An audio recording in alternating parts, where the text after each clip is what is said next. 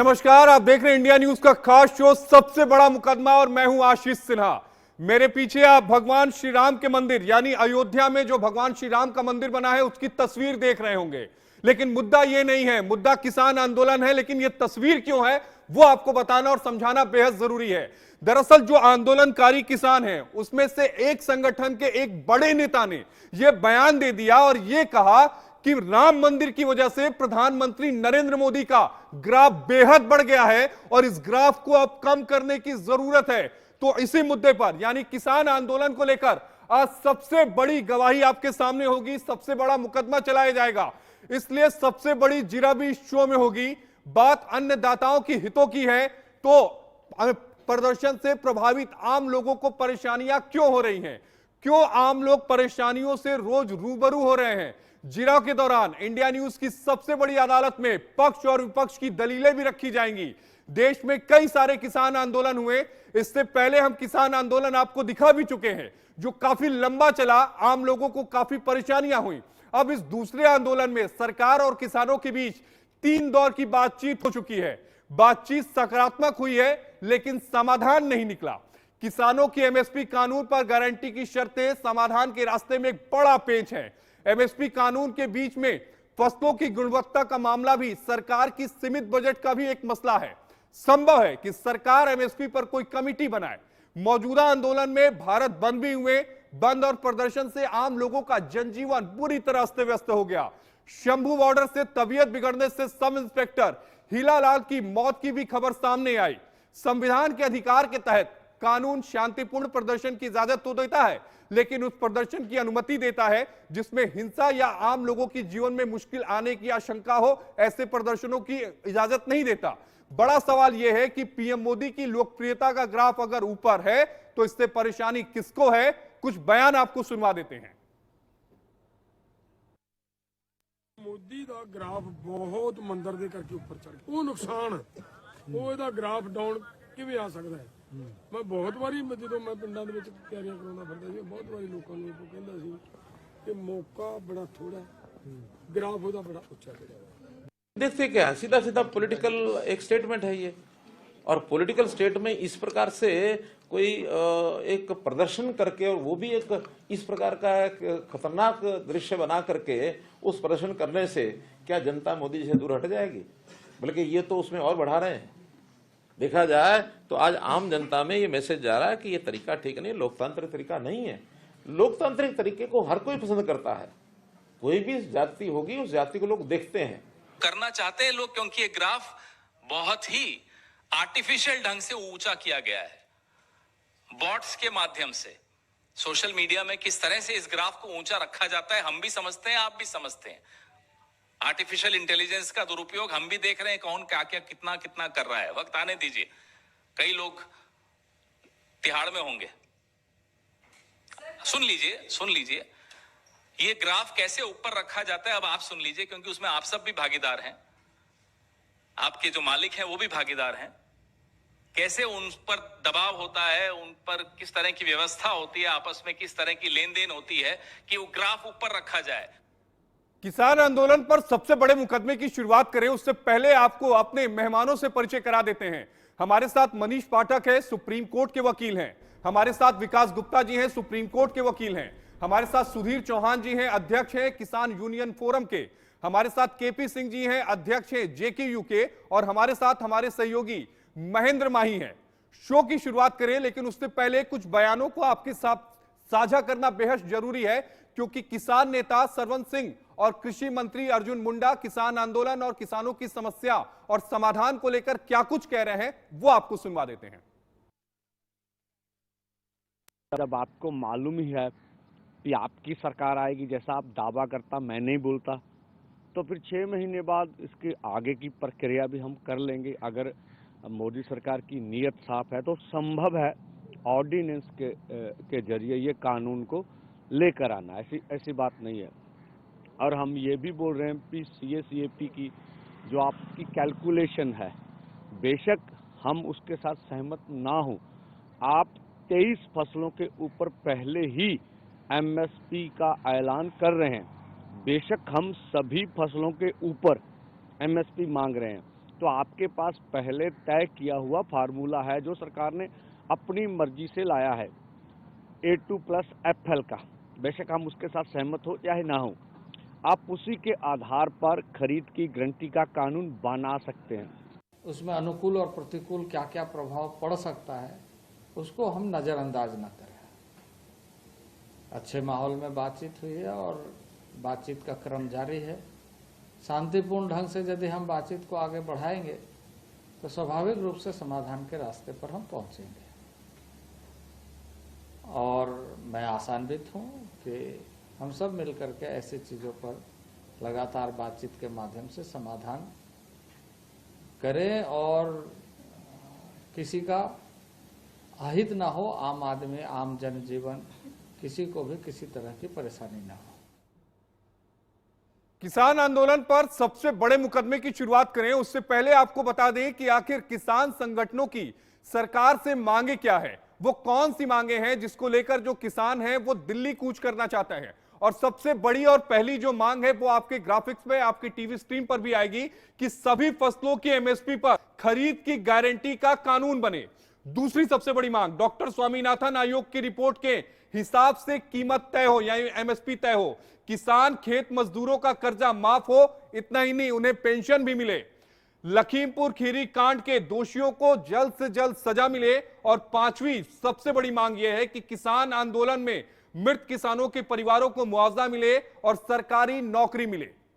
इसके अलावा एक छठी मांग भी है, मुफ्त व्यापार समझौतों पर रोक लगाई जाए, यानी फॉरेन जो इन्वेस्टमेंट होता है जो उस पर रोक लगाई जाए। विद्युत संशोधन विधेयक 2022 को लेकर इसके अलावा आठवीं बड़ी मांग है कि नकली बीज, कीटनाशक दवाइयों और खाद वाली कंपनियों पर अंकुश लगे। मनरेगा में हर साल 200 दिन का काम 700 रुपए दिहाड़ी मिले। भूमि अधिग्रहण अधिनियम 2023 दोबारा लागू किया जाए।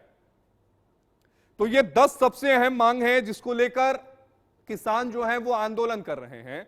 हमारे साथ किसान नेता केपी सिंह जी हैं।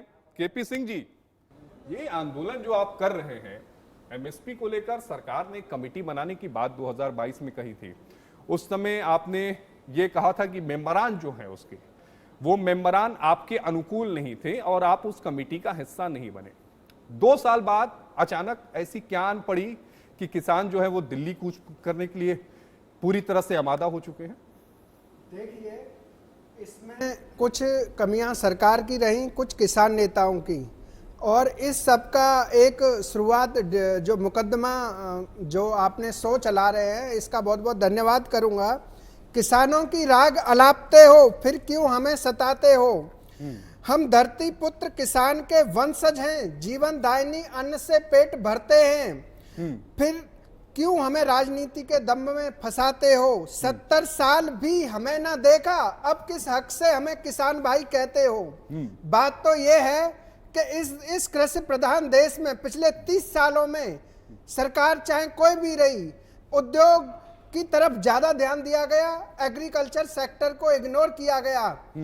आज जब दिल्ली दंश झेल रही है किसान आंदोलन का, उसके पीछे उसकी आम जनता की परेशानी हो या कुछ भी हो, मैं उससे आपको कोई वास्ता नहीं है, आम जनता से आपको कोई वास्ता नहीं है? नहीं, पूरा वास्ता है। हाँ। क्योंकि देखिए, शायद मेरा उस आंदोलन से कोई लेना देना नहीं है जो अभी चल रहा है। मैं जहां गुलेल और पुलिस पर गुलेल चले, पत्थर फेंके जाए, मैं ऐसे आंदोलन का सुधीर जी, आप लोग पुलिस वालों पर गुलेल फेंकते हैं, पत्थर चलाते हैं क्या आंदोलन के नाम पर? देखिए, अभिव्यक्ति की आजादी इस देश में सबको मिली है, कोई आम या खास। जब किसान सड़क पर आ जाता है तो उनके लिए पॉलिसी फॉर्मेशन की बात स्टार्ट कर देते हैं आप। जब आप 2 साल पहले आप आंदोलन ये पूरा देश झेल चुका है तो इनको पता होना चाहिए था कि आंदोलन की कौन सी शर्तें थी, ऐसी शर्तें थी जो जिस पर आंदोलन उठ के गया वहां से। जी, एमएसपी पे आप कमेटी बनाने वाले थे, आपने कहा कि हम जो भी आगे की प्रक्रिया है उस पर जो किसानों के मुकदमे लगे हैं उस पर हम बात करेंगे। किसान आयोग के गठन की बात हो रही थी, हम उस पर चर्चा करेंगे। लेकिन कहीं ना कहीं ये 5 ट्रिलियन इकोनॉमी की बात आती है, जो 5 ट्रिलियन इकोनॉमी में किसानों का जो प्रभाग, इसमें जीडीपी में 1991-92 में 35% जीडीपी में आप कृषि एग्रीकल्चर को लेकर चलते थे। लास्ट फाइनेंशियल ईयर की रिपोर्ट है कि केवल 15% जीडीपी आपने आप फोकस कर रहे हैं। तो मेन ये है कि सरकार की इंटेंशन क्या है, उनका फोकस क्या है। उनका फोकस डाइवर्ट हो गया है, वो किसान को मेन रोल में लेके जाना ही नहीं चाहते हैं। उनका केवल अपना फोकस है कि कैसे भी कॉर्पोरेट के जो लोग हैं उनके लिए पॉलिसी निर्धारण करें। जब आप कॉर्पोरेट के लिए पॉलिसी लेके आ सकते हैं और रातों रात आपके बैठ के और वहां पे आपके मिनिस्टर्स जो है, कॉर्पोरेट अफेयर्स के मिनिस्टर्स हैं, वो बात कर सकते हैं, तो किसानों के लिए ये किसान आयोग क्यों फॉर्म नहीं हो सकता, जो हमेशा उनकी बात करे और हमेशा उन मुद्दों को उनके फोकस में लेके आए। आप बजट लेके आते हैं, लेकिन बजट में आप किसानों के लिए 2 मिनट की चर्चा तक नहीं करते। आपके किसानों के मुद्दे केवल चुनावी मुद्दे नहीं है। अगर पूरा आप उसे ग्राफ को 2006 क्या से किसानों का यह आंदोलन चुनावी आंदोलन है क्या? 2024 का लोकसभा का चुनाव आ रहा है। देखिए जी, सरकार आती जाती रहती है। 2006 में स्वामीनाथन आयोग की रिपोर्ट आई। हाँ, 18 साल पांच मसलों पर स्वामीनाथन आयोग की रिपोर्ट आई। एक मसला आपने चुना एमएसपी वाला, ठीक है, आगे बताइए सर। देखिए, एमएसपी वाला जो मसला नहीं है, एमएसपी वाला मसला भी सॉल्व हो सकता है। सरकार इसमें कैसे होगा? एमएसपी आप तो कमेटी में जाते नहीं है, सॉल्व कैसे होगा? सॉल्व ऐसे होगा कि आप कमेटी का बहिष्कार कर देते हैं। 2022 में जब सरकार ने कमेटी बनाई तो आप कमेटी में क्यों नहीं गए? कमेटी, केवल कमेटी बनाने से कोई नहीं, आप solution कमेटी में शामिल क्यों नहीं हुए? बस मैं ये जानना और समझना चाहता हूं, देश भी ये जानना और समझना चाहता है। जब पहले कमेटी बनी, सारे हमारे किसान नेता, सेंट्रल जो किसान नेता थे, संयुक्त किसान मोर्चे के लोग वहां पे गए। लेकिन कमेटी की मीटिंग्स को आपकी प्रायोरिटीज डिफर हो जाती हैं। जैसे किसान आंदोलन खत्म हो, आपकी प्रायोरिटी शिफ्ट होती है कि आपको फाइट एंड इकोनॉमी की बात करने लगते हैं आप। लेकिन आपको अपनी इकोनॉमी के फोकस में जब तक आप किसान को नहीं रखेंगे। चलिए चौहान साहब, आपकी बात मान लिया, उस समय ठीक है सरकार के साथ नहीं बनी, वो कमेटी में आपको लगा कि नहीं कमेटी बात नहीं सुननी, आंदोलन उसी समय करते। 2024 का वक्त क्यों चुना? फिर वही बात होती जब है 70 दिनों के बाद सरकार का चुनाव होने जा रहा है, 70 दिन और इंतजार कर लेते। देखिए, देश में चुनाव पहली बार नहीं हो रहा है। देश को 75 साल आजादी नहीं, मैं बता रहा हूं ना, 2021 में जब यूपी का चुनाव हुआ था तब बॉर्डर घेरे गए थे। अब जब 2024 में लोकसभा का चुनाव हो रहा है तो बॉर्डर घेरे जा रहे हैं। मैं आपको बता रहा हूं, उसके बीच में कई सारे चुनाव हुए, कई स्टेट्स के चुनाव हुए, तब प्रदर्शन नहीं हुए थे। एमएसपी स्टेट अफेयर नहीं है। अगर एमएसपी की बात करें तो स्टेट का अफेयर नहीं है। जब स्टेट के चुनाव तो उस समय क्यों नहीं किए? 2 साल आप शांत क्यों रहे? मैं वो समझना और जानना चाहता हूं। मैं बताता हूं आपको। एडामेंट होना, कहा जाए कि सरकार एडामेंट है या वो जो किसान लोग एडामेंट हो जाते हैं, आज फिर हमारे ऊपर वही थोपा जाता है कि भी आप प्रोसेस का पार्ट नहीं बनते, डेमोक्रेटिक प्रोसेस जो आपका जो कम्युनिकेशन आप उसका पार्ट नहीं बनते, सरकार से बात नहीं करते। लेकिन आपको बुलाया कब जाता है? केवल एक सेंटिमेंटल बेस आप पॉलिटिक्स करती है गवर्नमेंट। इनको हमेशा किसान आयोग बनेगा अगर किसान केंद्र में रहेगा और हमेशा उससे आप किसानों के लिए कई सारी योजनाओं की शुरुआत नहीं हुई क्या? आप बताइए कौन सी योजना की शुरुआत हुई है? किसान बचत योजना से लेकर तमाम ऐसी योजनाएं हैं जिनकी ये शुरुआत केवल कॉर्पोरेट में उन लोगों के लिए योजना है जो कंपनी अपने अपने अपने इंश्योरेंशियल डोमेन में काम करती हैं। हाँ। जो नाबार्ड में इस स्पेसिफिक डोमेन में काम करती हैं। किसान डायरेक्ट टू बेनिफिट की बात करता है। आप उसकी जब एमएसपी की बात करते हैं तो आप उसकी कॉस्ट कैलकुलेशन क्यों नहीं करते? आप उसकी लेबर बेस कैसे होगा? कैसे होगा? आप किस फॉर्मूले पर जाना चाहते हैं ये भी जरा बताइएगा। A2 पर जाना चाहते हैं, C2 पर जाना चाहते हैं, A2 प्लस FL पर जाना चाहते हैं, किस पर आप जाना चाहते हैं? FL की तो कॉस्ट ही नहीं है। अगर किसान अपनी पूरी कैलकुलेशन करे तो केवल आप जमीन की कैलकुलेशन, लेबर कॉस्ट की कैलकुलेशन नहीं कर सकते। आप इंडस्ट्री के लिए बात जाते हैं, इंडस्ट्री अपने मैक्सिमम रिटेल प्राइस सेट करती है, वो डेप्रिसिएशन तक लेती है, वो अपने ऑफिस के खर्चे तक लेती है, आने जाने की कॉस्ट लेती है। ऐसा बैलेंस शीट का कौन सा पार्ट है जो वहां पर नहीं होता? लेकिन उत्पादन शुल्क क्या हो, वो कैसे तय होगा? देखिए, उत्पादन शुल्क तय होगा वो कैसे नेशनल वाइज तय हो जाएगा? मैं आपको उदाहरण देता हूं, तमिलनाडु में बहुत सारी नहरें हैं, वहां से नहर से आराम से वो पानी ले सकते हैं। लेकिन दूसरी जगहों पर बोरिंग के थ्रू जब पानी लेंगे तो वहां तो कॉस्ट ज्यादा हो जाएगी ना। बिल्कुल कॉस्ट ज्यादा हो जाएगी, लेकिन कैसे होगा फिर? तमिलनाडु में आप नहरों वाली फसलें लगाएं, आप जहां बोरिंग में पानी कम है वहां वो बोरिंग कम पानी वाली फसलें लगाएं। एमएसपी को आप पॉजिटिविटी के रूप में देखें ना। हाँ, किस तरह से? एमएसपी को पॉजिटिविटी के रूप में ऐसे देखें कि एक ही बाद में आपको बम्पर आपको फसल पैदा हो जाती है। फिर किसान ये फोकस करता है कि इस फसल को हमें बेचना कहां है। आप अगर आप रीजन में पूरे देश में अगर फसल को बेचना है तो फिर फसल की गुणवत्ता को भी चेक करना पड़ेगा। एमएसपी पे तो ये है कि कोई भी फसल हो उस कम कीमत में उससे नहीं जाएगी। नहीं, ये इल्यूजन है। उसकी गुणवत्ता नहीं, उसकी गुणवत्ता चेक होगी, ये इल्यूजन है। उसकी गुणवत्ता चेक होगी। क्या फसल को उसके हिसाब से लिया जाएगा? किस तरह से लिया जाएगा? देखिए, गुणवत्ता कैसे चेक होगी? गुणवत्ता वो फसल उस रीजन में अच्छी पैदा हो सकती है जहां पे उसके एटमॉस्फेयर की कंडीशन अच्छी हो। यहां पर जबरदस्ती चीजों को ऐसे डाइवर्ट करा जा रहा है कि आप शिमला मिर्च होनी है तो उसको शिमला में होना चाहिए, गेहूं हो तो वो पंजाब में होना चाहिए। अगर हमारी मसूर की खेती होती है, बाजरे की खेती, मक्का की खेती होती है तो राजस्थान में होनी चाहिए। तो आपको एक पता भी होगा, एक डेटा भी होगा आपके पास कि किस रीजन में कौन सी फसल कितनी पैदा हो रही है, जिससे इजी डिस्ट्रीब्यूशन हो जाए और उस फसल का एक मिनिमम सपोर्ट प्राइस आपका तय हो जाए। जो किसान ये ना सोचे कि मैं क्या बोल रहा हूं। लेकिन पत्र क्यों नहीं लाते? श्वेत पत्र लाइए ना। ये सरकार का काम है साहब, नहीं, आप लाइए। आप कह रहे हैं कि हमारे पास एमएसपी की बहुत अच्छी हमारी सोच है बहुत। अगर हम ये एमएसपी इस तरह से अगर सर, काम होगा, आप लेकर आइए ना, आप देखिए, जनता के बीच श्वेत में पत्र जाइए जब ना। आता है, जब कोई डेमोक्रेटिक तरीके से आपको वहां पे बोले कि आप आइए बात कीजिए, आप कोई फोरम तो दीजिए। नहीं, फोरम में आप किसान को फोरम दीजिए। आप आप किसान आयोग का गठन कीजिए, किसान के पूरे देश के किसान नेता वहां के आप आंदोलन करने के लिए लोगों को परेशान कर सकते हैं। सड़कें जाम पूरी तरह से हैं। अगर मनीष जी, आप कहां से आते हैं? मनीष, एक मिनट रुक जाइए। मनीष जी, कहां से आए आप? हाँ जी, मैं नोएडा से। कितना टाइम लगा आपको आने में? मुझे नोएडा से आने में लगभग 1 से सवा घंटा लग गया। 1.25 घंटा लग गया होगा। अमूनन कितना लगता है? आधा घंटा। आधा घंटा लगता है। ये बताइए कि क्या राइट टू ट्रेवल, ठीक है, सड़क पर चलने का अधिकार हमारा मौलिक अधिकार है कि नहीं है? बिल्कुल मौलिक अधिकार है। इसके लिए मैं आपको बताना चाहूंगा, इससे पहले भी जो आंदोलन हुआ था, एक आपको याद होगा रामदेव बाबा जी का आंदोलन हुआ था 2011 में। उस पर 2012 में सुप्रीम कोर्ट माननीय सर्वोच्च न्यायालय ने यह जजमेंट दिया था कि पीसफुल प्रोटेस्ट करना आपका अधिकार है। उन्होंने प्रोटेस्ट के लिए मना नहीं किया, लेकिन अगर आप उसमें देखेंगे तो उन्होंने एक लाइन ऐड की थी कि peaceful protest is the right. आप करिए, आपको प्रोटेस्ट करना आप बिल्कुल करिए, ये आपका मौलिक अधिकार है, लेकिन उससे भी सामान्य जनजीवन कहीं भी अस्त व्यस्त नहीं होना चाहिए। इसी तरह आपको याद होगा 2019 में शाहीन बाग वाला हुआ था, एक आंदोलन चला था सीएए पर। उस पर भी 2020 में माननीय सर्वोच्च न्यायालय ने फिर से यही बात कही थी कि प्रोटेस्ट करना आपका राइट है, लेकिन उसमें एक उन्होंने ये पॉइंट बोला था कि एक डेजिग्नेटेड प्लेस होना चाहिए। ये नहीं कि आप कोई भी बॉर्डर तोड़कर बिना परमिशन के सारे कानूनों को इताक पर रखकर आप दूसरे राज्य में एंटर कर रहे हैं। आपको एक डेजिग्नेटेड प्लेस दी जाती है। हरियाणा सरकार ने एक एफिडेविट फाइल किया है पंजाब हरियाणा हाई कोर्ट में, जिसमें हरियाणा सरकार ने यह कहा है कि जब ये मूवमेंट की जा रही थी, यानी जब जो किसान नेता हैं, किसान संगठन है, वो पंजाब से जब इंटर कर रहे थे और उनको नहीं बताया गया था, सरकार को इस बात की जानकारी नहीं दी गई थी कि हम बॉर्डर के थ्रू दिल्ली जाना चाहते हैं। बिल्कुल, और इसी वजह से सरकार ने यह हलफनामा दिया कि उन्होंने 6 जगह पर डेजिग्नेटेड प्लेस हरियाणा में अपॉइंट किए, यहां पर वो अपना प्रोटेस्ट कर सकते हैं। जैसा मैं आपको बता रहा था, 2020 में सर्वोच्च न्यायालय का जो जजमेंट आया था, उसमें क्लियर उन्होंने बोला था that they have the right to protest but they can not obstruct the public place and public spaces.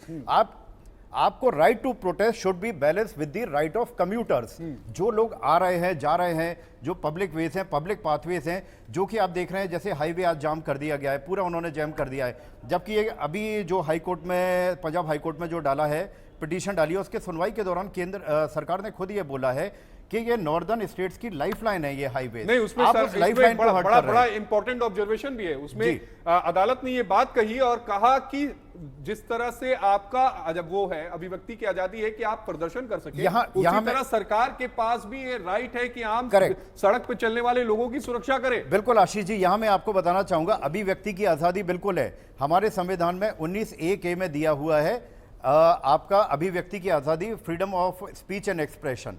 लेकिन यहां पर आपको जो भी इस आजादी की बात करता है, उसको यह भी अपना ध्यान रखना जरूरी है कि संविधान में आर्टिकल 19(2) के तहत यह क्लियर कहा गया है कि ये जो आपकी आजादी है, ये अनकंडीशनल नहीं है। इसके साथ रिस्ट्रिक्शन है, इसके साथ रिक्वायरमेंट और रेस्ट्रिक्शंस हैं कि अगर आपको वो आजादी अपनी इस्तेमाल कर रहे हैं तो उससे सामान्य जनजीवन या कहीं पर भी अस्त व्यस्तता नहीं आनी चाहिए। तो ये 19(2) का रिस्ट्रिक्शन का पालन नहीं कर रहे और 19(1) की राइट को एक्सरसाइज करना चाहते हैं। विकास जी, प्रदर्शन का अधिकार, आम लोगों को सड़क पर चलने का अधिकार और सरकार के अधिकार, इन तीनों को जरा विस्तार से समझाइए कि किसके क्या क्या अधिकार हैं। क्योंकि प्रदर्शनकारी ये कह रहे हैं कि भाई सड़क तो हमने नहीं रोकी है, सड़क तो सरकार ने रोकी है, बॉर्डर तो वो लगा रहे हैं, हम तो केवल वहां से गुजरना चाह रहे हैं। क्यों, सहमत है ना आप? यही कह रहे हैं ना? मैं सहमत नहीं हूं इस बात से। अब क्या मेरे पास एक बिल्कुल फर्म इसका जवाब है आपके पास। सरकारें बनती हैं आम आदमी के जीवन में परिवर्तन के लिए। अगर आपको अभिव्यक्ति की आजादी का सबको अधिकार है, लेकिन न्याय से पहले आर्टिकल 14 ये भी बोलता है कि न्याय से पहले समानता का भी अधिकार है। आप जब मेरे साथी जब नोएडा से आ रहे थे, आपने कभी पूछा कि वहां पे ये आंदोलन जो 4-5 साल से चल रहा है, क्यों चल रहा है? सर, एक चीज का एक बेनिफिट दो लोगों के साथ डिफर नहीं कर सकते। नोएडा अथॉरिटी ऐसा संस्थान है, ग्रेटर नोएडा, इन्होंने लूट का तंत्र मचा रखा है। एक बाप के दो बेटे हैं और उनको एक नोएडा अथॉरिटी पे कहां चले गए? बात आंदोलन की हो रही है। आंदोलन की नहीं, आपने कहा ना नोएडा की बात है। देखिए, मैं अपने कितनी दिक्कत हुई है राष्ट्र में भी। सर, मैं यहाँ आर्टिकल 14 न्याय से पहले समानता देता है और न्याय से पहले समानता का अधिकार है, तो वो खास वर्ग को भी है, आम वर्ग को भी है, मजदूर किसान को भी है। संविधान सबके लिए बराबर है। लेकिन पहले विकास जी आप थोड़ा समझाइए, इसको डिटेल में समझाइए। देखिए, मनीष जी ने काफी जजमेंट्स को कवर किया, लेकिन मैं थोड़ा सा पीछे आशीष जी लेके जाना चाहूंगा आपको उससे पता चलेगा कि क्यों ऐसी डेजिग्नेटेड स्पेसेस बनाई गई दिल्ली शहर में। अगर आपको याद होगा, शायद आप काफी छोटे रहे होंगे, 1988 में टिकैत साहब ने बोट क्लब पे 5 लाख किसान ला करके बैठा दिए थे और पूरी दिल्ली को जाम कर दिया था। किस तरह से उस वक्त किसानों की पूरी डिमांड्स को सरकार ने माना और उसके बाद 1993 में डेजिग्नेटेड जगह बनाई गई। वो डेजिग्नेटेड जगह बनाई गई जंतर मंतर पे। आपके पास प्रदर्शन, देखिए मैं खुद ये मानता हूं कि अगर किसानों की समस्या है उस बात को समझाना, सुनना चाहिए, सरकारों को प्रयास करना चाहिए। और जबकि इस वक्त ब्रिटेन में, जर्मनी में, फ्रांस में भी आंदोलन हो रहे हैं, लेकिन आंदोलन को किस तरह से देखा जाए कि एक सामान्य जीवन को अगर आप दांव पे लगा करके अगर आपके आंदोलन चलेंगे तो वो भी नहीं हो सकता। शाहीनबाग केस में सुप्रीम कोर्ट ने बिल्कुल सही ये कहा कि अगर आपके पास right to protest designated space पे है, पब्लिक प्लेस जो सड़क चलने की है, आप उस पे आकर के नहीं बैठ सकते। और एक और महत्वपूर्ण बात, जो बाबा रामदेव वाला जो मैटर था 2011 में, उसमें सुप्रीम कोर्ट ने कहा कि 144 की धारा पब्लिक ऑर्डर के लिए लगानी है, तो उसमें कोर्ट भी हस्तक्षेप नहीं करेगी। अगर सबने देखा कि किस तरह से जब किसानों को दिल्ली में आने की आजादी हुई तो आपने जाकर के लाल किले पे झंडे फहरा दिए। अगर उस तरह से आज कानून व्यवस्था और पब्लिक ऑर्डर को मेंटेन करने के लिए अगर उन्हें बॉर्डर्स पे रोका जा रहा है, मुझे लगता है कि इसके साथ साथ लेकिन आम जनजीवन, आम लोगों का अधिकार कहाँ गया? हमारे जैसे लोगों का, मनीष जी जैसे लोगों का अधिकार कहाँ गया? मैं भी गाजियाबाद से आता हूँ, सवा घंटे में आज मैं ऑफिस पहुंचा हूँ, 40 मिनट का रास्ता है। अभी मेरे साथी ने बोला कि और देशों में भी धरने प्रदर्शन हो रहे हैं। सारी बात गवर्नमेंट की सेंसिटिविटी की निकल के आती है। आप उनको एड्रेस कैसे करते हैं, आप उनके मुद्दों को किस तरीके से आप हायर लेवल पे लेके जाते हैं, किस तरीके से आप उनके लिए कोई फोरम फॉर्म करते हैं। लेकिन जब आपकी सेंसिटिविटी खत्म हो जाए, कहते हुए कि हमें मोदी का ग्राफ कम करना है। नहीं सर, मोदी के ग्राफ से, सर ग्राफ तो मोदी का ग्राफ में, हमें कोई पॉलिटिकल लोग हम नहीं है, हमें इस बात से मतलब नहीं है। जिन्होंने बयान दिया है वो इसके अच्छा ये बताइए, मैं एक बात समझना चाहता हूं चौहान साहब, एक बात मैं समझना चाहता हूं, आपके कितने किसान संगठन है? मुझे तो ध्यान में है कि पूरे अगर देश भर को मिला लिया जाए तो 150 से ज्यादा किसान संगठन है। 200 का क्रॉस कर जा रहा है। बिल्कुल 200 से ज्यादा है। रीजन है, कारण है उसका। हर एक रीजन में अपने अपनी समस्याएं हैं, अपनी अपनी लोगों की सेंसिटिविटी है। भाषा बदल जाती है, क्षेत्र बदल जाता है, तो आपकी लोकल रीजनल आपको डेवलपमेंट इसलिए होता है। हम इंग्लिश नहीं बोलता पूरा भारत, हमारे यहाँ पे आप सभ्यता की बात करें, भाषा की डिफरेंशिएशन की बात करें, तो वो अपने लोग अपने ही भाषा में समझ सकते हैं, इसलिए हमारे बहुत सारे किसान संगठन है। मेरा भी कोई, मैं किसानों का पक्ष रखने के लिए खड़ा हुआ हूं, बीजेपी कांग्रेस का पक्ष अलग उनके प्रवक्ता रखते हैं। सबसे पहला, किसानों को बदनाम करने की पूरी तरह साजिश रची गई। जैसे लाल किले की आपने घटना देखी, इस देश में किसान को अन्नदाता कहा जाता है, देवता कहा जाता है। किसने? केपी सिंह जी कौन था, किसने रची थी? जिसने भी रची, लेकिन बदनाम तो किसान होता है ना ऐसे आंदोलनों तो में। क्या ये किसान संगठन जो उस समय प्रदर्शन कर रहे थे, क्या ये उनका फर्ज नहीं था कि ऐसे आंदोलनकारियों को पकड़कर उसी समय पुलिस के हवाले कर दिया जाए?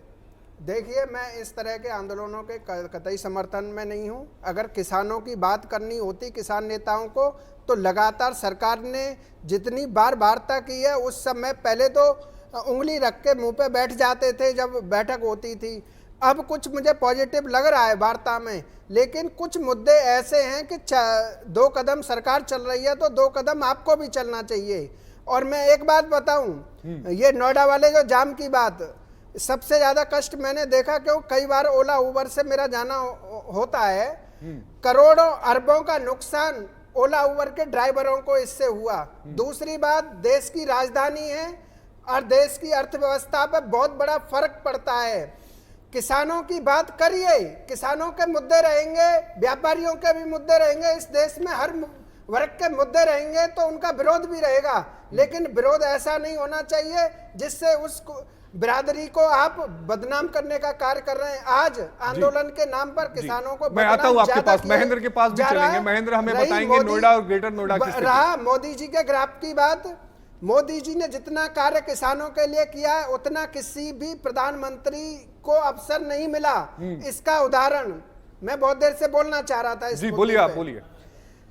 अंत्योदय की अगर बात करी किसी राजनेता ने, तो गांधी जी के बाद सरदार वल्लभ भाई पटेल जी ने, चौधरी लाल बहादुर शास्त्री जी ने, चौधरी चरण सिंह जी ने, और अब नरेंद्र मोदी जी ने जो डायरेक्ट टू बेनिफिट वाली योजनाएं, सबसे ज्यादा उन योजनाओं का लाभ मोदी गवर्नमेंट में मिल रहा है। और एक और बात मैं बता दूं, आप कह रहे हैं कि किसानों के नाम की योजनाएं नहीं आ रही। किसानों के श्री अन्न मोटा अनाज पे मेरा खुद का बाजरा 1250 से 2500 रुपए प्रति क्विंटल सरकारी खरीद केंद्र पे बिका है। दूसरी बात, मोदी जी ने जितनी छोटी छोटी योजनाएं हैं, छोटी छोटी योजनाएं क्या हैं कि जब छोटे किसान रह गए, 1-1.5 बीघे जमीन है, तो अपने जीवन का यापन बताइए, आप बोलिए चौहान साहब, बहुत सारी छोटी छोटी योजनाएं बोलिए, फिर जाना है मुझे देखिए, महेंद्र के ये पास। जो आप बात सारी बता रहे हैं, ये केवल मैं कह रहा हूं हाइपोथेटिकल डेटा आप लोग प्रेजेंट करते हैं। अगर 2022 में किसानों की आय दोगुनी हो गई थी और आपने दोगुनी करने का वादा करा, 2014 में आप स्वामीनाथन की रिपोर्ट को लेकर 28 नंबर बिंदु पे आपने बोला था कि हो गई है। नहीं, आपने बोला 28 नंबर बिंदु पे कि हम स्वामीनाथन आयोग की रिपोर्ट को हम लागू करेंगे। पहले और महेंद्र के पास दोगुनी हो चलते, गई फिर मैं स्वामीनाथन आयोग की रिपोर्ट पर अगर आऊंगा।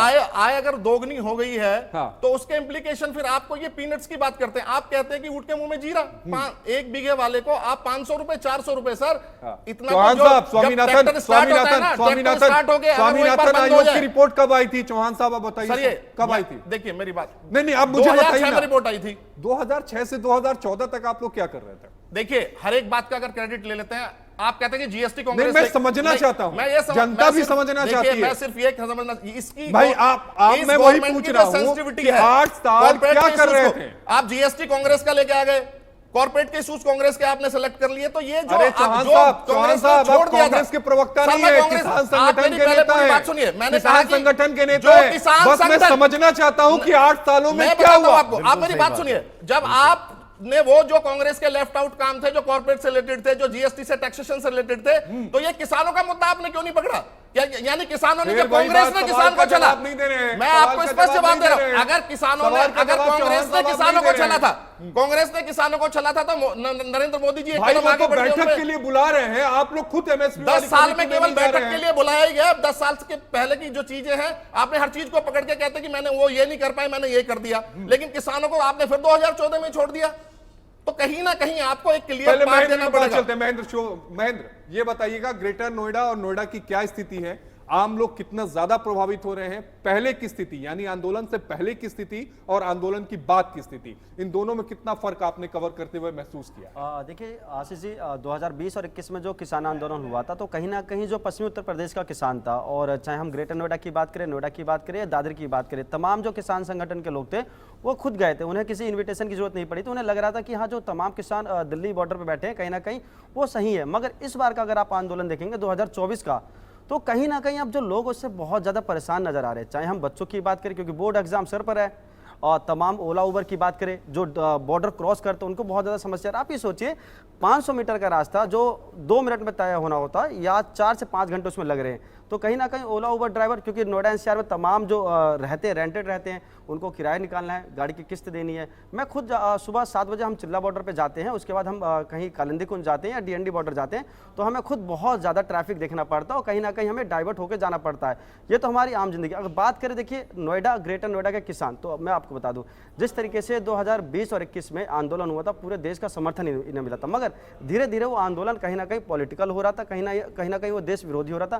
फिर एक तस्वीर सामने आती है कि लाल किले के पास जाते हैं, और जो तमाम जो किसान संगठन होते हैं, मैं ये नहीं कह रहा वो असल में किसान थे, क्या थे, वो ऐसी चीजें करते हैं जो देश का नाम धूमिल होता है अंतर्राष्ट्रीय स्तर पर। फिर उसको ये कहा जाता है कि ये प्रोटेस्ट नहीं, कुछ और जा रहा है। अब जो किसान नोएडा और ग्रेटर नोएडा के प्राधिकरण के दफ्तर में बैठे हैं पिछले 4 से 5 महीने में, उनका अलग मामला है। उनका साफ तौर पर कहना कि देखिए, हमारी जमीन आपने ली है, चाहे हम नोएडा प्राधिकरण की बात करें, ग्रेटर नोएडा प्राधिकरण की बात करें, उसका हमें अतिरिक्त मुआवजा चाहिए। यानी कि जिस तरीके से महंगाई बढ़ रही है या तमाम चीजें बढ़ रही है, उसका अतिरिक्त मुआवजा चाहिए। और मैं पूरी बात देखिए, क्योंकि तमाम संगठन जुड़े हैं अलग अलग, क्योंकि जो बता रहा हूँ प्रोटेस्ट का, चाहे ग्रेटर नोएडा की बात करें या नोएडा की बात करें, तमाम। ये बताइए कितने घंटों का जाम लगता है सुबह? देखिए, अगर आप आशीष जी, अगर आप नोएडा से कालिंदी कुंज जाना चाहते हैं, तो पहले आंदोलन से पहले आप मात्र 25 से 20 मिनट में आप कालिंदी क्रॉस कर जाते हैं। मगर अगर आज की बात करें तो आपको 1.5 घंटे लगेंगे अगर आप शाम को जाएंगे। एक चीज मुझे बताइएगा, इस बार पश्चिमी यूपी के जो किसान हैं वो इस आंदोलन को समर्थन नहीं कर रहे हैं, नहीं कर रहे हैं, मैंने नहीं देखा, क्या वजह है? देखिए जाहिर सी बात है 2000 मैं अभी भी कह रहा हूँ 2020 और 2021 का जो आंदोलन था वहां बिना बोले किसान अपना समर्थन देने गया था। और हमारे साथ जो पैनल में प्रवक्ता केपी ठेनुआ ये खुद चिल्ला बॉर्डर पे तकरीबन 2.5 से 3 महीने वहां बैठे थे, अपना तंबू दाड़ के और तमाम चीजों को समझा भी रहे थे। मगर आज कहीं ना कहीं जब देखा जो आंदोलन है हमेशा डाइवर्ट हो जाता है, कहीं ना कहीं उसमें पॉलिटिकल इंटरफेयरेंस हो जाता है, कहीं ना कहीं लगता है कि अब ये गलत चीजें जा रहा है। तो आज जो पश्चिमी उत्तर प्रदेश का किसान है, जब तक स्थानीय किसान आपकी मदद नहीं करेगा आपका आंदोलन कभी चौहान जी बोलिए बोलिए आप। बिल्कुल गलत इंटरप्रिटेशन है। नोएडा, ग्रेटर नोएडा और जो एनटीपीसी पे आंदोलन चल रहे हैं ये इंस्टीट्यूशन से डॉक्यूमेंटेड ड्यू है, इसको मांग मत कीजिए, करार नहीं। आप आंदोलन की बात बताइए ना कि पश्चिमी यूपी के किसानों का इस आंदोलन में उनका समर्थन क्यों नहीं मिल रहा? नहीं, बिल्कुल आंदोलन में समर्थन है। हमने कल भी मार्च निकाला था ग्रेटर नोएडा में, हमारे साथी सेक्टर 24 में बैठे हुए थे, उन्होंने कल भी वहां पे मार्च पिछली बार की तरह नहीं है, 2020 2021 की तरह नहीं है। नहीं मैं सर आपसे इस पे एक नहीं मैंने कवर किया है, मैंने कवर किया। बिल्कुल आप इस मुद्दे पे नोएडा, ग्रेटर नोएडा और जो एनटीपीसी का आंदोलन चल रहा है ये हमारा कोई भी एक्स्ट्रा मांग नहीं है, हमारा कॉम्पनसेशन है जो ड्यू है। नहीं आप इस आंदोलन की बात करिए ना, ये जो आंदोलन एमएसपी पे आप उसकी बात करिए ना। नहीं मैं उसकी बात कर रहा हूं। और अगर 18 तारीख का हमारी एक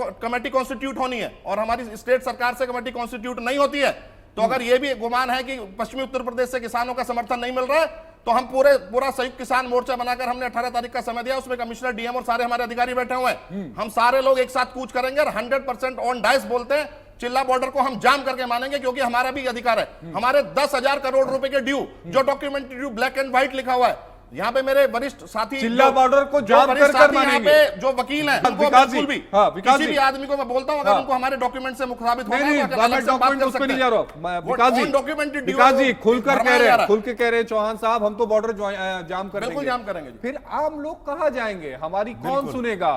सर हम भी आम लोग हैं, हम 2-2 घंटे जाम में रहे। आप तो सरकार के पास ही नहीं जाते सर। नहीं हम तो एमएसपी पर सरकार आपको बुलाती है, आप जाते ही नहीं है। 18 तारीख को मैं बताऊं हमारा कमेटी कॉन्स्टिट्यूट। अच्छा ये बताइए, छोड़िए चौहान साहब, मैं आता हूं गुप्ता जी। चौहान साहब आपकी मांग क्या क्या है बताइए। देखो मेरी मांग है सिंपल, जो हमारे आबादी के 10% के प्लॉट थे हमें ना अभी जो आंदोलन हो रहा है वो बताइए। आप देखिए मेरा ये जो अभी आप नोएडा से आने का, अगर नोएडा का रूट बाधित बता रहे तो नोएडा के मुद्दों को आप लो ना। नहीं आप बताइए ना, अभी जो सारे जो रूट जाम हुए हैं क्या मांगे हैं? सिंपल, आपको एमएसपी लोगों को देना पड़ेगा।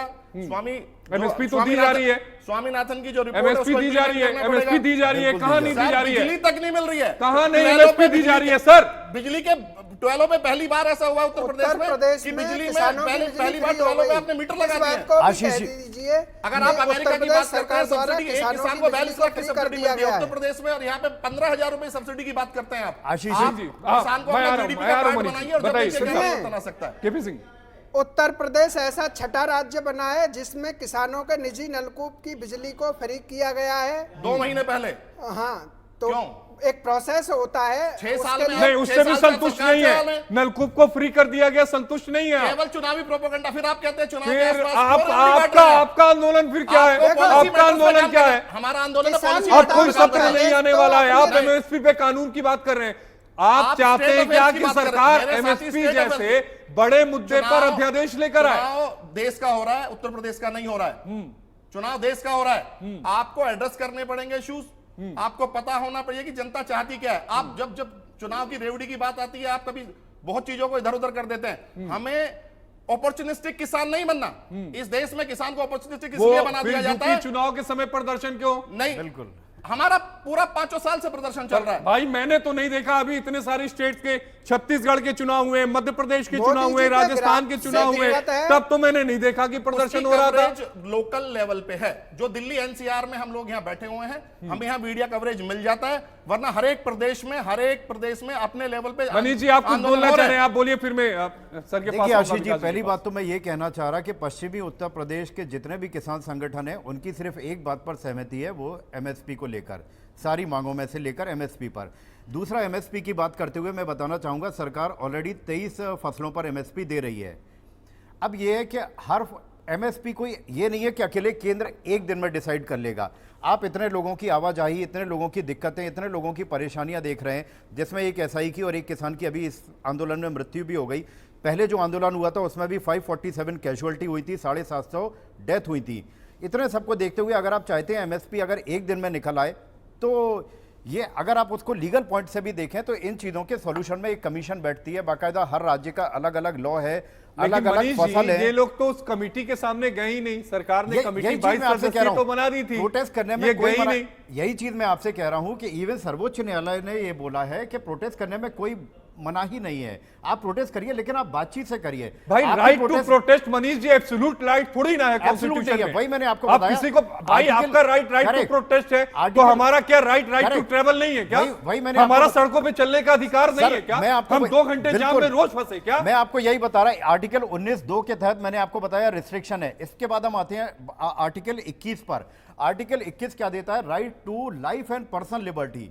यहां आप अपनी 19A exercise freedom of speech and expression exercise करने के लिए आप बाकी लोगों के आर्टिकल 21 का हनन कर रहे हैं। वो अपनी पर्सनल लिबर्टी और पर्सनल अपनी लाइफ को जी ही नहीं पा रहे हैं। उसमें कोई एम्बुलेंस में है, किसी के घर में कोई दुख की घटना है, कुछ भी है, आज वो जाम में फंसा हुआ है, वो उसकी आप ये लेकर मनीष चलिए जी, उसकी ज्यादातर एनसीआर के उसकी लोग आर्टिकल डॉक्टर्स 21 के पूरी लिए तरह दिल्ली प्रभावित जाते हो हैं। रही है, पूरी तरह जो प्रभावित। ज्यादातर लोग डॉक्टर्स के लिए दिल्ली जाते हैं, उनका क्या होगा? बताइए, वही मैं आपसे कह रहा कि 19A आपका freedom of speech and expression, अभिव्यक्ति की आजादी, जो अभी हमारे सहयोगी भाई ने बोला, आप उसके तहत बाकी लोगों की आर्टिकल 21 की तो आप पूरा उल्लंघन कर रहे हैं। आप अपने अधिकार की बात कर रहे हैं, लेकिन आप उस जिम्मेदारी की भी तो बात करिए जो आपके समाज के लिए है, विकास समाज जी, के लोगों के जिम्मेदारी लिए, की बात नहीं देश हो के रही। लिए। मैं आ रहा हूं चौहान जी। विकास जी, देखिए आशीष जी, मैं एक टिप्पणी करना चाहता था और उसके बाद मैं जी, जी, आप अभिव्यक्ति बोलिए। पे जी। मैं कहना चाह रहा था कि अगर खाली एमएसपी की बात की जाए,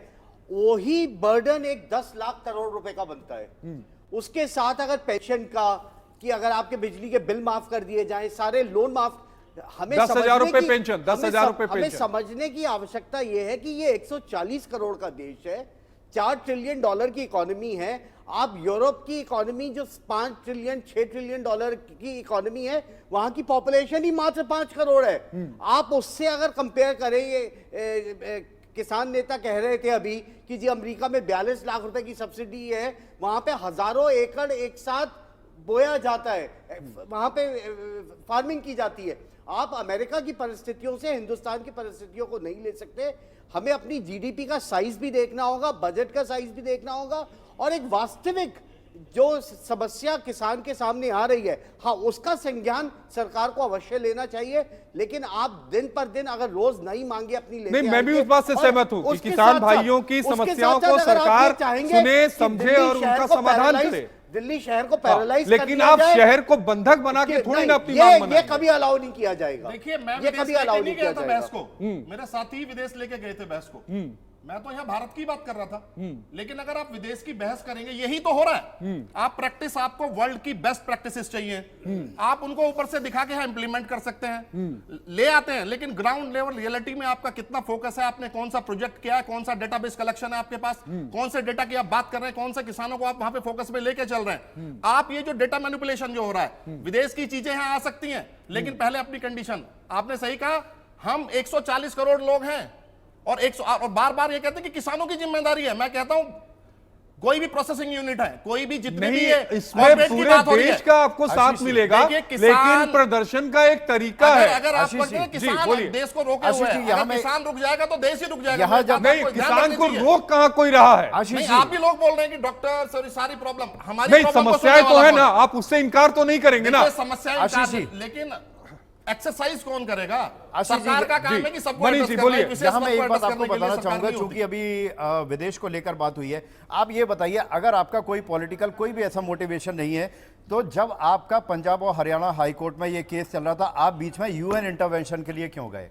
जिसके लिए खुद चीफ जस्टिस ने ये बोला कि आपने यूएन इंटरवेंशन लेटर क्यों लिखा आपने, जब यहां पर ऑलरेडी ज्यूरिसडिक्शन आपने अप्लाई कर दिया। आपको उनको बीच में लाने की क्या जरूरत थी? पहली चीज। दूसरी चीज, आप 10,000 पेंशन की मांग कर रहे हैं 60 साल की उम्र के बाद। यहां सरकार 6,000 पेंशन वैसे ही दे रही है, 6,000 आपके अकाउंट में आ ही रहा है, जो भी आपको आ रहा। आज अगर एमएसपी हर फसल पे 23 के अलावा हर फसल पर सरकार देने लगी, तो आप कैसे लेके चलते हैं? सर, कि इन्फ्लेशन देश का- कितना बढ़ जाएगा, महंगाई कितनी बढ़ जाएगी? सर, आप ये लेके चलिए, आप ये भी सोचिए ना, महंगाई कितनी बढ़ जाएगी। आप उस पर चर्चा नहीं करेंगे। कहने का मतलब, आप एक बात सब लोग मानते हैं, सारे पैनलिस्ट मानते हैं हाँ। कि किसान केंद्र में है, किसान के बिना इकोनॉमी नहीं चल सकती। भाई इससे इनकार किसने किया नहीं, है? नहीं, ये किसने इनकार किया है? बस मैंने हम- इनकार किया क्या? मैं सिर्फ आपको यही मैं बात कह रहा हूं, मैं सिर्फ आपको यही बात समझाना मैं चाह रहा हूं आपकी कि मांगों हमें भी पे कुछ फाइट नहीं कह रहा हूं। आप अपनी विदेशों वाली जो टेक्निक्स की बात करते हैं, आप किसान को अपग्रेड कीजिए और आप उसको जीडीपी का पार्ट बनाइए। और जब आप जीडीपी में बजट में प्रोविजंस करेंगे, देखिए केवल किसान आंदोलन ही से पहले कोई या लोकसभाएं नहीं है, लोकसभा है हमारे देश की, विधानसभाएं हैं, हमारा उच्च सदन है। कितना टाइम आप किसान के लेकिन मुद्दों एक के बात साथ बताइए, के साथ एक देते बात हैं? बताइए, एक बात जब- बताइए चौहान देखिए, साहब, सत्र जब खत्म हो अपनी गया, बात- सत्र खत्म हो गया, आखिरी सत्र था मेरी बात बजट सुनिए। का, उसके बाद क्यों धरना प्रदर्शन किया जा रहा है? धरना क्यों प्रदर्शन किया जा रहा मैं है? बताता हूं सत्र आपको। से पहले क्यों नहीं किया आपने? मैं बताता हूं आपको क्यों प्रदर्शन किया जा रहा है। जब हमारे प्रतिनिधि हमारी बातों को सही पटल पे ना ले जा सके और हमारे मुद्दे वहां डिस्कस ना हो, जब आम आदमी की स्वतः ही रिस्पॉन्सिबिलिटी बन जाती है कि वो डेमोक्रेटिक जो कंट्री है, डेमोक्रेटिक वे में वो बाहर निकले, रोड पे अपनी 3 बात सालों कहे। तक हम शांत रहे, अचानक हम जगह कहें कि नहीं यार, अब तो नहीं। 70 दिन के बाद चुनाव होने वाला है, चलो चलते हैं दिल्ली को घेरते हैं। तो फिर आप राजनीतिक पार्टी से बोले कि कोई भी सब्सिडी ना देंगे। आपने 2 महीने पहले आप सिलेंडर सस्ता कर देते हैं, आप फिर कहते थे कि भाई आप अभी मेरे भाई बता रहे थे कि नलकूप पे बिल भाई माफ कर आपके दिए। पास आप राइट टू 500 वोट साल है एक कि जैसा नहीं रहे ना, है? राइट सरकार टू की वोट है कि नहीं? मतदान देने का अधिकार है कि नहीं? मत नहीं। देने का अधिकार है कि नहीं? पूछने का भी अधिकार सरकार है। चुनने का अधिकार, राइट- बिल्कुल मैं कह रहा पूछने हूं, का भी बिल्कुल अधिकार राइट है। टू क्वेश्चन भी आपके पास है, लेकिन हमारा आप पूछने का बंधक अधिकार थोड़ी है। ना बनाएंगे शहर को। नहीं, बंधक हम नहीं बना रहे हैं, बंधक जबरदस्ती आशीष जी, वो यहाँ- लोग जो हमने इलेक्टेड बॉडी जो है वो हमारी सही फोरम पे सही बात हमारी नहीं रख पा रहे हैं, इसलिए हमें लोगों को आगे आना पड़ता है, इसलिए हम यहाँ डिबेट का पार्ट बन रहे हैं। जी, अगर मनीष वो जी, हमारी बोलिए। presentation आशीष जी, सही यहाँ करें मैं तो दो शायद बातें ऐसी कहना स्थिति पैदा ना चाहूंगा। हो। आज 2020 का इलेक्ट्रिसिटी बिल आप रिपील करने की बात कर रहे हैं, 20 से ये 24 आ गया, 3 साल पहली बात, ये आपने अभी तक मुद्दा नहीं उठाया। दूसरा, आप कह रहे हैं कोई भी इलेक्ट्रॉनिक मीटर नहीं लगाया जाए। आज आप सरकार से सारी चीज, आप बोल रहे हैं 10,000 की मुझे पेंशन दी जाए, किसानों का लोन वेव किया जाए जिसका 24 लाख करोड़ का अरे भाई वो मनीष जी, आएगा। मैं ये कह रहा हूं कि सर, फ्री की मेरे पास बिजली डेटा दे दी है। जाएगा मेरे पास डेटा तो है। जो हमारे जैसे आपने- टैक्स पेयर हैं, क्या आप- उन पर बिल्कुल। बोझ नहीं पड़ेगा बिल्कुल, क्या? पूरा- वही मैं कह रहा कि ये सारी मैं बताता सारा हूं, बोझ बोझ हमारे कैसे ऊपर ही पड़ेगा। आएगा। NARCL, national asset resolution company, उसको 15 लाख करोड़ रुपए का जो बेड डेट्स है उसको 33% पे दे दिया जाता है। जब वो बजट में वो प्रोविजंस जाते हैं, वो एंट्री जैसे बजट में जा सकती है, तो ये क्या 10 लाख करोड़ रुपए की बात करते हैं आप किसानों सर, के मुद्दों को, किसानों की चीजों को बजट का विकास provision क्यों जी, नहीं बनाना विकास चाहते जी, आप? सुनिए, कह रहे हैं 10 लाख करोड़ से क्या फर्क पड़ता है? 15 लाख जी। करोड़ रुपए NARCL को अलॉटेड है। जी बताइए अगर आप विकास जी, asset- जवाब 10,000 दीजिए, करोड़ रुपए जवाब मालिया लेके भाग दीजिए। जाए। चौहान साहब नहीं एक बोलने आदमी देंगे। लेके विकास भाग जी जाए। आप जवाब दीजिए, आप चौहान साहब बोलिए, नहीं बोलने आप देंगे। बताइए, नहीं नहीं, NARCL वो आप बताइए, चौहान साहब नहीं NARCL बोलने का देंगे। formation हुआ नहीं हुआ? चौहान साहब जब आशीष जी- आपका रास्ता रोक सकते हैं तो चौहान साहब आपको बोलने भी नहीं देंगे। आशीष जी, अगर आप ये देखिए कि अगर खाद्य पदार्थों की कीमतें स्काई रॉकेटिंग होती जाएंगी और इतनी बढ़ाते आप चले जाओगे तो जो इन्फ्लेशन है वो डबल डिजिट अपने आप ही पहुंच जाएगी। आज सीपीआई वापस 5% दिसंबर क्वार्टर की इन्फ्लेशन जो आई है, अगर आज खाद्य पदार्थ के दाम दुगने तिगने हो जाएंगे तो आप ये सोचिए कि एक आम जनता को रोटी भी नसीब नहीं होगी। नहीं। और दूसरी बात सुन लीजिए, आप विकास जी को सुन लीजिए। देखिए, आप बोल रहे थे, हम तो कोई बोल नहीं रहे, आप ही बोल रहे हैं पूरी डिबेट में। मेरे हाँ। पास वैलिड पॉइंट है। तो आज 4 ट्रिलियन डॉलर की इकोनॉमी भी अभी हम पहुंचे नहीं है। 4 ट्रिलियन डॉलर से अगर आप 140 करोड़ के लोगों का हिसाब से जीडीपी निकालेंगे तो मात्र 4 या 5 हजार डॉलर जाकर के बनती है। अगर उन परिस्थितियों में अगर किसान की हर मांग को मान लिया जाए तो मुझे लगता है कि पूरा का पूरा बजट या पूरी की पूरी जीडीपी इसी चीज पे खर्च हो जाएगी जा करके। और समझने की आवश्यकता यह है कि किसानों को भी ये पूरा का पूरा आंदोलन, आशीष जी अगर आप देखेंगे तो ये पूरा का पूरा आंदोलन सिर्फ पंजाब से उठ करके आया है। अभी हमारे साथ भाई ने एक बात बहुत सही कही कि इस आंदोलन को यूपी के पश्चिम यूपी के किसानों का, हरियाणा के किसानों का कोई भी समर्थन नहीं मिला है। गिनती चुनती के 2-4 होंगे संगठन है, 200 में से 1-2 मिल गए तो होंगे। उनमें होंगे, वो भी कोई ऐसे 50 संगठन वो भी कल ऐसे कोई संगठन होना। प्रभावशाली सबका। संगठन नहीं है जो नॉन संगठन हो। ऐसे कोई भी नहीं, ना कोई साउथ से ना महाराष्ट्र से। मैं कहीं वही से भी, समझने कोई नहीं भी- चौहान साहब मैं ये inflation बताइएगा, समझा, सर, मैं ये inflation बताइएगा समझा, कि inflation पंजाब के किसानों को ही दिक्कत सब क्यों हो रही है? पहले मैं जवाब मुल्क दूंगा, में हर सारे जगह के खेती होती है। पहले मैं सर की बात का जवाब दूंगा। बहुत अमीर किसान है। नहीं, देखिए, पंजाब के किसान अमीर किसान गरीब हैं। अच्छा, होना वो चाहिए, किसान मतलब है किसान फटा कूटा, जो धोती 6-6 फटी। महीने का राशन मुंशी लेके प्रेमचंद सड़कों पर जी ने है, जो जिन्होंने दशा अपने बताई थी- ट्रैक्टर को मॉडिफाइड नहीं कराया सर, है। मुंशी प्रेमचंद जी ने जो दशा बताई थी किसान की, वो दशा होनी चाहिए। कितनी गलत मानसिकता है। और सबसे बड़ी बात, इन्फ्लेशन में कल किसान का प्रोडक्ट जाता है, किसान प्रोसेसिंग यूनिट नहीं है। किसान केवल जमीन से चीजें पैदा करता है, उनको प्रोसेसिंग करने के लिए कॉर्पोरेट के उनके हाथ में दे देता है। एफएमसीजी का एक इतना बड़ा कारोबार पूरे देश में चलता है। एफएमसीजी का आप बोलिए, पहले मुझे पूरा कंप्लीट करने दीजिए। बोलिए बोलिए, आप ही बोल रहे हैं चौहान साहब, आपको पूरे बोलने की आजादी दी गई है शो में। आप ये भी नहीं कह सकते कि आपको नहीं दी मैंने। सबसे ज्यादा मैंने आपको बोलने का मौका दिया चौहान साहब। प्रोसेसिंग यूनिट सबसे ज्यादा सवाल तो इसी आजादी पे उठ रहा है। अरे सुन लीजिए चौहान साहब को भी सुन लीजिए। प्रोसेसिंग यूनिट जो है वो किसान नहीं है। अगर इन्फ्लेशन या रेट का इन्फ्लेशन आता है तो कॉर्पोरेट इन्फ्लेशन डालता है। हमारा तो एसेंस, अगर साबुन बनाना है हमसे एसेंस ले लिया जाता है। समय कम है, समय कम है, समय कम है, समय कम है, समय कम बचा है। आखिरी कमेंट शुरू करूंगा सबसे पहले सिंह साहब आपसे। सुनिए, किसानों को ऐसे किसान आंदोलनों को किसान से जोड़कर आप किसान का अपमान कर रहे हैं। पहली बात, पंजाब के किसान की प्रति परिवार की औसत जो आय है पूरे देश में सबसे ज्यादा है। सबसे ज्यादा एमएसपी पंजाब के किसान को मिलता है। और ये आम आदमी पार्टी द्वारा प्रायोजित कांग्रेस जो भ्रष्टाचार के दलदल में जा जाकर राहुल गांधी जी कहते हैं कि मोदी जी, ये डल्लेवाल जी कह रहे थे मोदी जी का ग्राफ बढ़ रहा है। मोदी जी में 100 अच्छाइयां बता सकता हूं, राहुल गांधी जी की 10 अच्छाइयां मेरे सामने नहीं है पंजाब में। मुझे लग रहा भाई साहब प्लीज मैं आपको पूरी आजादी है और सबसे ज्यादा सवाल आजादी 2 मिनट का वक्त बचा है। मैं आपको सीधा सा बताना चाहता हूं, इन किसान नेताओं को यह समझना चाहिए कि उनका इस्तेमाल करके राजनीतिक पार्टियां सत्ता में अगर बैठना चाहती हैं तो उनका साथ नहीं देना चाहिए। दूसरी बात, अगर आपको सरकार से नाराजगी है, 2-3 महीने में चुनाव आने वाला है, आप कांग्रेस को वोट दे दीजिए। अगर आप दुखी नहीं, हैं आप तो किसी भी पार्टी को वोट दे दीजिए। अगर आपको कोई पार्टी पसंद है तो आप उसको वोट दे दीजिए ना। मतलब आप वोट नहीं, सुनिए ये कह रहे हैं हम इस तरह के दलदल में नहीं है। वोट हम बीजेपी को देंगे, भले प्रदर्शन करें। नहीं, हम उसको वोट देंगे जो किसानों के हित की बात। वही बात तो वो कह रहे हैं कि जो किसानों के हित की बात कर रहा है उसको दीजिए ना। हम 30 सेकंड दलदल में है ही नहीं ना। हम किसान संगठन है। वोट देते हैं ना, वोट देते हैं कि नहीं देते हैं साहब? वोट देते हैं ना, बिल्कुल देते हैं। तो फिर मत का अधिकार करिएगा ना 70 दिनों के बाद। मत का अधिकार करें।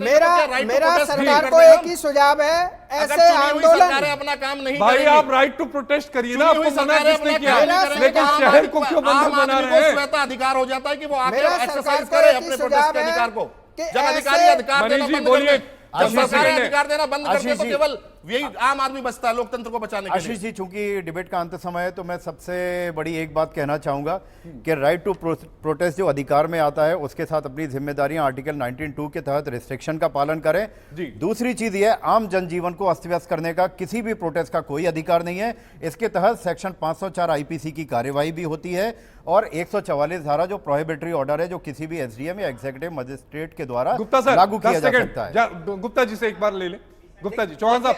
आशीष जी, मैं यही कहना चाहूंगा कि अगर आपको प्रदर्शन करने हैं, प्रोटेस्ट करने हैं, तो आप अपने स्टेट के हेडक्वार्टर्स में जाकर के डीएम के ऑफिस के बाहर बैठ करके आप प्रदर्शन कीजिए, वहां पे विज्ञापन दीजिए। आप सोचेंगे कि दिल्ली शहर को, दिल्ली की जनता को, दिल्ली की सरकार को, दिल्ली के लोगों को आकर के आप बंधक बना करके ब्लैकमेल करके अपनी मांगे पूरी करने की कोशिश करेंगे, मुझे लगता है माध्यम हमारा बकाया होता है, हम उसके घर बैठ के प्रोटेस्ट करेंगे। और ये संवैधानिक अधिकार केवल स्पेसिफिक लोगों के लिए नहीं, संवैधानिक अधिकार तो सबके पास है चौहान साहब। संवैधानिक अधिकार उसके पास भी है जो सड़क पर चलता है, संवैधानिक अधिकार तो उसके पास भी है जो बॉर्डर को क्रॉस करना चाहता है। लेकिन आज की बहस में अभी के लिए इतना ही। सभी का सभी मेहमानों का बेहद शुक्रिया जो हमारे साथ जुड़े हुए थे। सबसे अहम बात यह रही कि आज इस मुद्दे पर हमने खुलकर चर्चा की, हमने एमएसपी पर चर्चा की, हमने किसानों की जो मजबूरियां हैं उस पर चर्चा की, उनकी जरूरतों पर चर्चा की, आम लोगों को क्या परेशानियां हो रही हैं उस पर चर्चा की, सरकार के क्या अधिकार है उस पर चर्चा की, और राइट टू प्रोटेस्ट क्या फंडामेंटल राइट है उस पर भी चर्चा की, और यह भी आपको बताया कि राइट टू ट्रेवल भी फंडामेंटल राइट है। आज के लिए ही देश के मुकदमे में इतना ही। अगले हफ्ते यानी शनिवार को दोपहर ठीक 3 बजे किसी नए विषय के साथ मिलेंगे। अभी के लिए दीजिए इजाजत, नमस्कार।